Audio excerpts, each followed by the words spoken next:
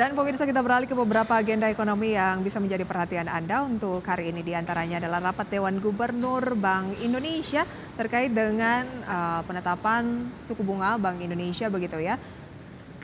Kemudian ada neraca perdagangan Singapura, PDB China quarter on quarter, produksi industri China, penjualan retail China, dan tingkat pengangguran dari China di bulan Desember. Kemudian pemirsa, dari Amerika Serikat ada penjualan retail inti Amerika Serikat, dan dari Eropa IHK inti, dan juga dari Inggris ada IHK inti. Selanjutnya pemirsa, kita lihat beberapa agenda emiten. Di antaranya ada ELSA, RUPS, AMMS, RUPS, BTPN, Rupo, emisi obligasi. Update dari Bursa Asia pemirsa dapat Anda saksikan selengkapnya di layar televisi, di mana pada pagi hari ini Nikkei Jepang terpantau menguat 1,24%, Straits Times Singapura turun 0,35%, Kospi Korea Selatan turun 1,43%, Hang Seng Hong Kong turun 2%. Dan pemirsa, pada pagi hari ini sudah tersambung melalui video conference ada Mas Emil Fajriski, analis dari Stocknow. Mas Emil, selamat pagi. Selamat pagi, Mbak Prisna. Terima kasih banyak sudah join bersama kami, Mas Emil. Baru saja kita tampilkan update dari Bursa Asia. Nikkei Jepang menguat, tapi Straits Times, Kospi, Hang Seng ini semuanya bergerak di teritori negatif. Sebenarnya menurut Anda, mengapa kira-kira cenderung agak mix? Apakah mengikuti dari bursa Amerika Serikat semalam dan Eropa yang juga tertekan? Tapi kalau kita lihat kok Nikkei Jepangnya bisa naik cukup tinggi 1,24%. Oke, sebenarnya kalau kita melihat kenapa banyak ke mayoritas sekarang bursa banyak ditutup melemah, sebenarnya benar kata Mbak Prisa tadi bahwa sebenarnya ini ada kecenderungan untuk mengikuti dari bursa di Amerika Serikat, yang dimana Amerika Serikat sekarang kan kondisinya masih belum stabil ya, di mana kemarin juga sempat inflasi mengalami kenaikan. Namun di sisi lain sebenarnya ada probabilitas bahwa dari The Fed ini akan kembali menaikkan menurunkan tingkat suku bunga sebanyak 6 kali gitu loh. Nah, di sini sebenarnya ini membuat sebenarnya sekarang bursa-bursa ini kecenderungan mix atau bisa dibilang sideways. Seperti contoh ke ISG juga, ISG sempat beberapa hari kemarin bergeraknya kecenderungan sideways seperti itu, Mbak. Jadi memang ada korelasinya ke bursa Amerika juga seperti itu. Oke, lantas Mas Emil, peluang dari indeks harga saham gabungan kita pada pagi hari ini apakah juga akan cenderung mengalami pelemahan mengikuti bursa global, atau peluangnya seperti apa? Mengingat kemarin kan IHSG ditutupnya naik ya, meskipun tipis 0,26% saja. Oke, sebenarnya kalau kita merujuk kepada kenapa ISG kemarin ini berhasil menguat ya, karena kalau kita lihat kemarin kecenderungan dari saham-saham Pak Prajogo Pangestu ini banyak yang naik, seperti ada brand, walaupun kita lihat sebenarnya kayak cuan, walaupun kemarin lepas suspend, cuan langsung ARB, buka ARB, namun secara ke saham-saham dari saham Pak Prajogo ini kecenderungan banyak yang naik. Ada brand, ada BRPT, yang dimana memang ISG ini sebenarnya ditopang oleh saham-saham Pak Prajogo Pangestu.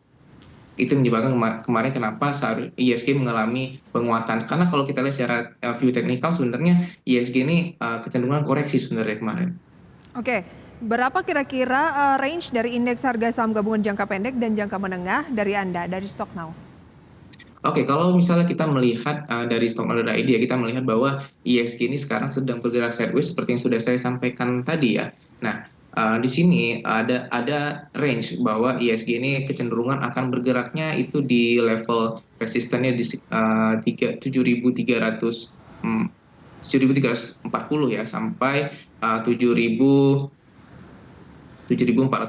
dengan area supportnya itu 7.440 itu ada level resisten paling tingginya sebenarnya, tapi sekarang ISG ini sebenarnya harus menguji dulu area resistennya di 7.330.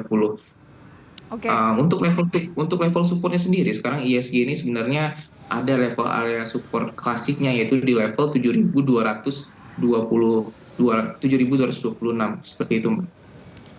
Apa yang membuat indeks harga saham gabungan kita ini saat ini cenderung sideways setelah ya memang kenaikan yang sudah cukup tinggi di awal Januari ini di akhir Desember sampai dengan awal Januari begitu ya. Kenapa cenderung sideways? Apa yang dinanti? Mengingatkan pemilihan presiden juga sudah semakin dekat itu di bulan depan. Kemudian juga soal The Fed yang peluang penurunan suku bunganya juga memang agak geser ke bulan Mei, ekspektasinya seperti itu, tapi kan masih on the track akan ada penurunan. Kemudian Bank Indonesia juga saat ini kan lagi memulai rapat Dewan Gubernur untuk Januari dan kayaknya sih masih akan ditahan begitu ya suku bunganya sama seperti di bulan Desember. Apa yang menjadi perhatian pelaku usaha sehingga indeks harga saham gabungan kita cenderung sideways? Oke, sebenarnya kalau kita melihat dengan seksama ya, yang terjadi pada indeks harga saham gabungan ini, sebenarnya dari tanggal 14 Desember 2023 kemarin, itu sebenarnya ada terjadi inflow ya, inflow atau asing rutin, konsisten melakukan net buy. Nah, kecenderungan ketika indeks harga saham gabungan ini inflow atau terjadi inflow di indeks harga saham gabungan, maka indeks harga saham gabungan kecenderungan mengalami koreksi. Saya bisa katakan bahwa di sini ketika ada inflow masuk dari ISG, kecenderungan ISG akan mengalami koreksi di mana kemungkinan besar dari segi investor domestik itu akan mengambil aksi taking profit ya, aksi taking profit karena melihat harga-harga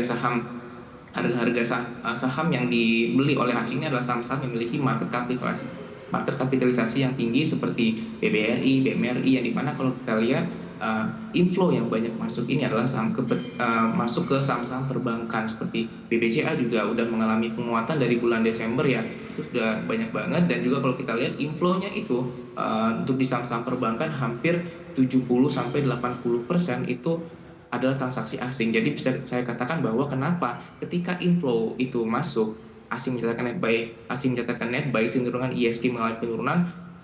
Menurut saya ini menjadi sebuah momentum ya bagi investor domestik atau retail untuk mengambil hasil taking profit terlebih dahulu. Nah, kalau kita melihat juga ketika setelah ISG koreksi dengan adanya inflow, kecenderungan ISG ini akan melanjutkan penguatan yang lebih tinggi lagi, seperti itu, Mbak.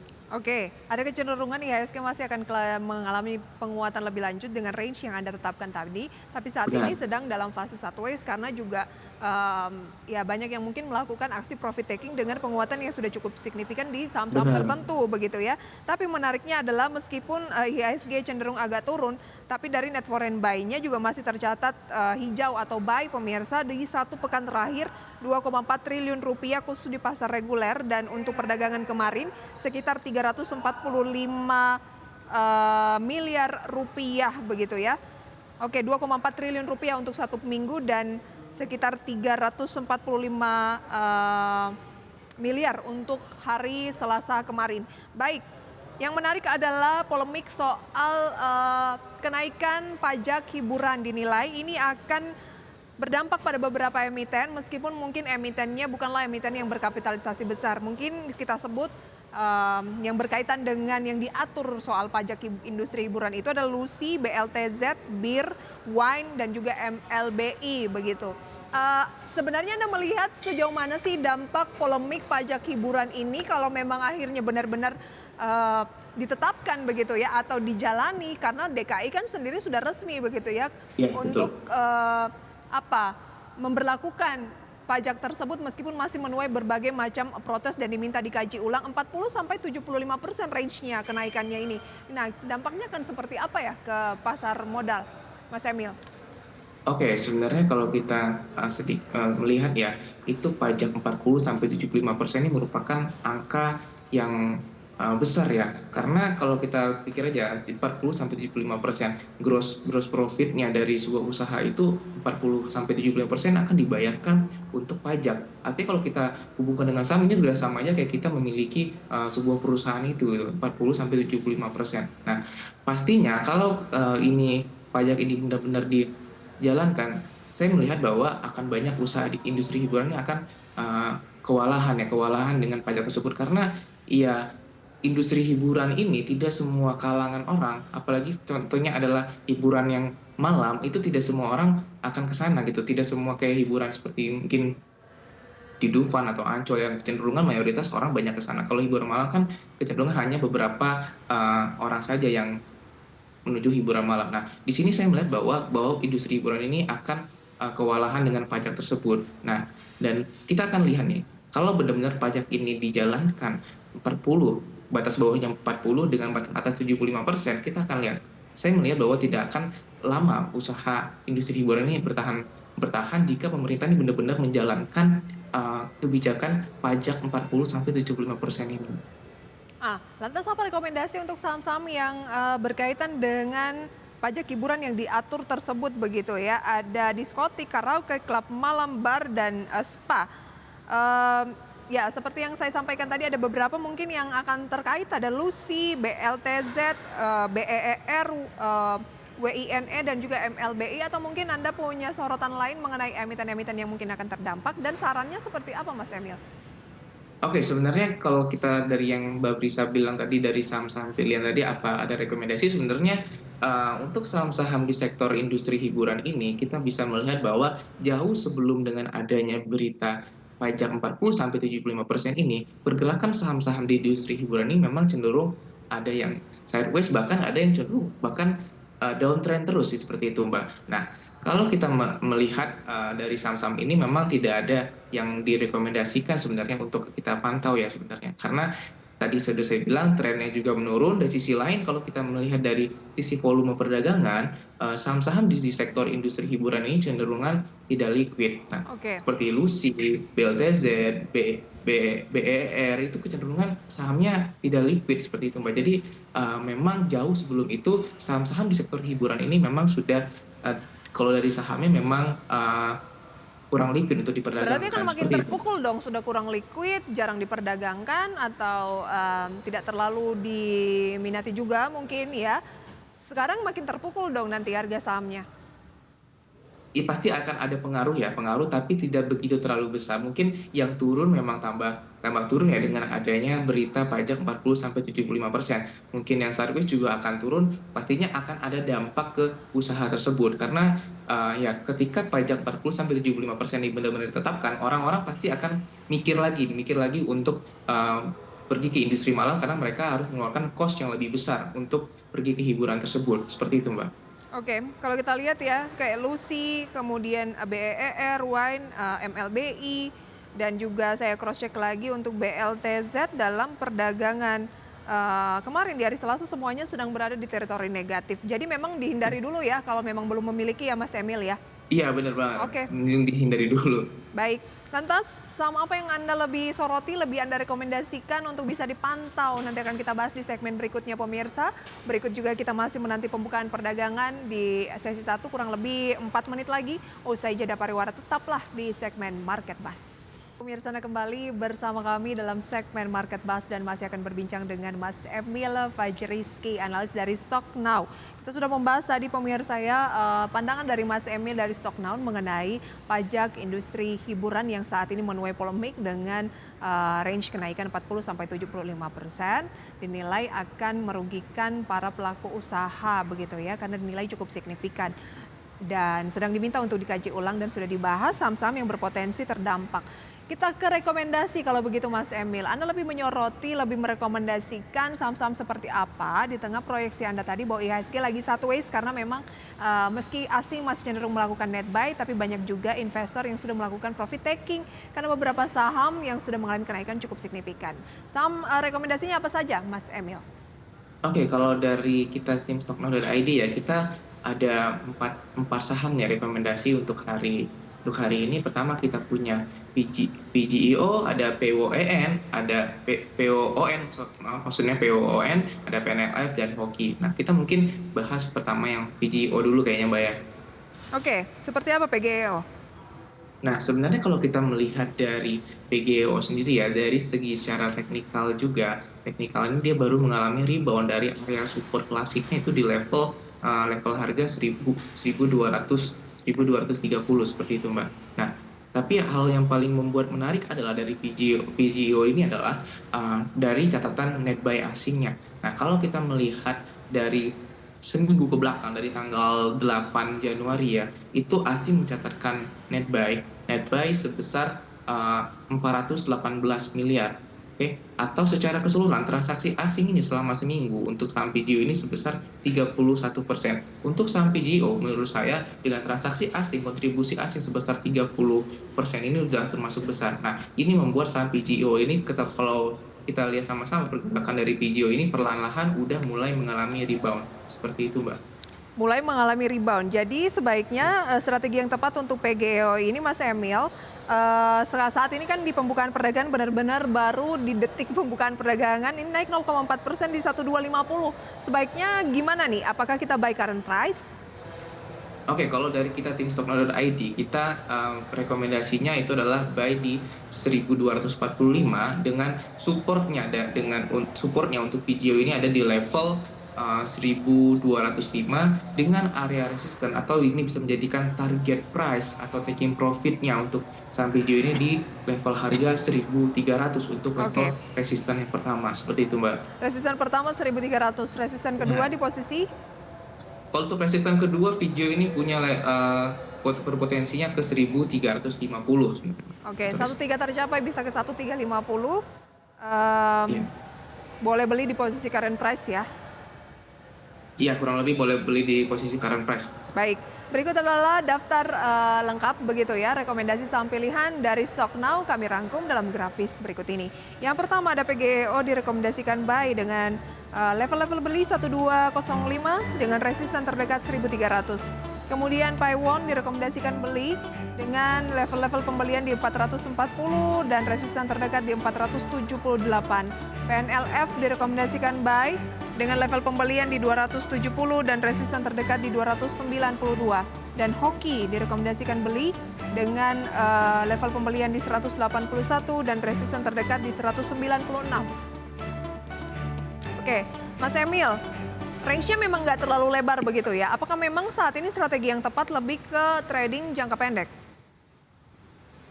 Oke, memang untuk kalau kita melihat kondisi saham-saham sekarang ya, memang kita memang fokus kepada trading jangka pendek aja karena kita melihat saham-saham sekarang ini sangat kalau saya bilang out of the box ya menurut saya. Ketika contohnya seperti antara korelasi dengan cuan dengan brand. Ketika saya mengira kemarin ketika cuan lepas, saya sudah mengira cuan ini bakal ARB. Nah, saya kira bahwa saham yang lain itu akan mengikuti seperti brand, TPIH, PTRO itu akan ARB. Faktanya itu malah kebalikannya bahwa brand, TPIH dan saham-saham PP lainnya itu justru malah mengalami kenaikan hingga waktu itu 10%, 11% gitu loh.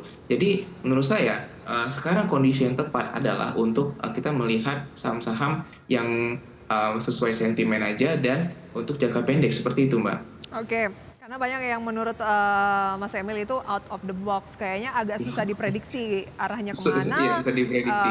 Ternyata faktanya kemana begitu. Oke, Iya, Pakuwon Jati 454 saat ini dan cenderung stagnan. Sebenarnya sudah menguat 3 hari berturut-turut pagi ini meskipun stagnan tapi lebih ke positif gitu ya, nadanya lebih ke hijau. Anda tidak melihat bahwa 3 hari berturut-turut mengalami kenaikan ini mungkin sudah cukup tinggi untuk jangka pendek? Mohon maaf tadi sama apa? Untuk Pakuwon? Oh, Pakuwon ya. Oke, kalau kita melihat ya untuk saham Pakuwon ini sebenarnya saya melihat dari sisi untuk sentimennya sebenarnya. Karena Pakuwon ini kan sektor properti ya. Sektor properti kalau kita melihat bagaimana dampak dari saham Pakuwon ini kalau ketika tingkat suku bunga ini benar-benar dipangkas sebanyak 6 kali tahun ini, itu ada sektor perbankan dan sektor properti yang bakal memberikan terpengaruh oleh efek positif dari pemangkasan tingkat suku bunga tersebut. Jadi menurut saya untuk Pakuwon ini memang lebih kepada sentimennya karena orang pasti bakal berspekulasi di saham-saham seperti perbankan dan saham-saham di properti seperti itu, Mbak. Oke, itu dia rekomendasinya untuk Paiwon begitu ya. Paiwon ada target terdekat di level berapa? Tadi sudah kita bahas bahwa dengan range target yang Anda sampaikan begitu ya. Tetapi kalau misalnya itu tercapai, betul. 478 tercapai, target terdekat berikutnya di level berapa? Oke, sebenarnya kalau kita melihat ketika target resisten itu tertembus, maka sebenarnya Pakuan ini ada potensi untuk melanjutkan yang lebih tinggi lagi. Namun tetap ada area resisten di mana kalau kita melihat dari area sideways-nya Pakuan ini di sekitaran range tanggal 20 bulan April 2023 hingga bulan kurang lebih di high-nya itu 24 Juli 2023, maka Pakuan ini sebenarnya ada resisten yang tertingginya ketika setelah 478 itu tertembus, maka ada potensi ke menuju bisa ke level 480 sampai dengan bahkan 500 seperti Oke, itu, Pak. 480 sampai dengan 500. Baik, bagaimana Iya. dengan PNLF, kemudian juga hoki dan pembukaan perdagangan pada pagi hari ini pemirsa, kami sampaikan IHSG berada di 7.225, melemah 0,25%. Kami hadirkan informasi selengkapnya usai jeda, tetaplah di Market Buzz. Terima kasih pemirsa, Anda kembali bersama kami. Waktu menunjukkan pukul 9:08 waktu Indonesia Barat. Berikut update dari indeks harga saham gabungan di saat ini masih turun 0,22% di 7.226. Dengan nilai tukar rupiah terhadap dolar Amerika Serikat juga terpantau tampaknya masih melemah pemirsa. Ya, di posisi 15.626 dan melemah 0,27%. Dan berikut adalah deretan saham yang menjadi top gainers dan juga top losers. Berdasarkan pembukaan perdagangan saat ini, ada saham-saham seperti JM Sky, atau maksud kami M Sky, pemirsa, yang naik 23%. Ada SOTS Jawa, AISAP, SAMF, CGAS, Akra, BABP, NICE, dan IMAS. Kemudian pemirsa, 10 saham yang masuk dalam kategori top losers diantaranya adalah GTRA, SHID, Cuan, MANG, IRA, APIK, PTMP, Maya, Akro, dan juga Silo.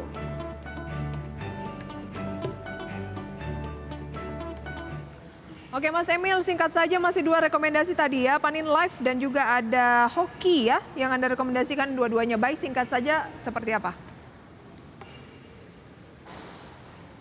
Mas Emil, bisa dengar suara saya dengan jelas atau mungkin masih di... Oh ya, maaf. Silakan. Oke, tadi untuk bahas hoki dengan PNLF ya. Kalau kita melihat memang hoki sendiri bagus ya menurut saya secara teknikal untuk kita jangka pendek, karena memang dari secara view teknikal dia baru saja breakout dari area supportnya itu, maksud saya di area resisten di 184, di mana sekarang dia open itu di level harga 187 dan sekarang sudah mengalami penguatan 1%. Sebenarnya kalau dari PNLF atau hoki secara teknikal lebih bagus, better hoki sebenarnya. Hoki masih memiliki potensi untuk day trade itu bisa sampai ke level 190-an. Oke, dibanding Panin Financial atau PNLF, Anda lebih melihat saat ini hoki secara teknikal lebih oke ya. Jadi PNLF masih direkomendasikan atau enggak nih? Sebenarnya kalau untuk PNLF tetap kita rekomendasikan, tapi saya melihat bahwa potensial kenaikan itu lebih besar di hoki, karena kalau kita lebih terbuka PNLF di hoki ya. Iya, kalau kita lihat PNLF sekarang dia udah sempat naik tapi turun lagi, artinya ada seller yang udah siap nunggu di atas, artinya udah ada seller yang menjual banyak gitu. Jadi buyer ini kalah powernya dengan sellernya seperti itu. Hoki 186 saat ini cenderung agak turun turun 1% lah ya pada pagi hari ini.